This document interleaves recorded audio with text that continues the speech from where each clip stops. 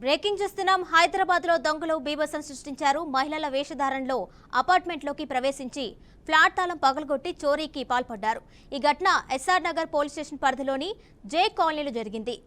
4వ వీధిలోని ఆకృతి ఆర్కేడ్ లో ఉన్న 502 ఫ్లాట్లో వెంకటేశ్వరరావు అనే వ్యక్తి ఉంటున్నారు. అదే అపార్ట్మెంట్ లో 406 ఫ్లాట్లో ఆయన కూతురు, అల్లుడు ఉంటున్నారు.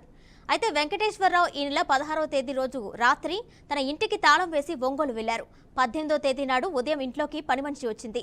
వెంకటేశ్వరరావు కూతురు ఇంటికి వెళ్లి తాళం చెవి తీసుకుని 502 ఫ్లాట్కు వచ్చింది. ఇంటి తాళం పగలగొట్టి ఉండటాన్ని గమనించి ఇంట్లోకి వెళ్లి చూడగా సామాగ్రి అంతా చిందరవందరగా కనిపించడంతో వెంకటేశ్వరరావు కూతురుకు విషయం చెప్పింది. వారు పోలీసులకు సమాచారం అందించారు. సీసీ కెమెరాలను పరిశీలించి పోలీసులు 2 దుండగులను అపార్ట్మెంట్లోకి చొరబడినట్లు గుర్తించారు.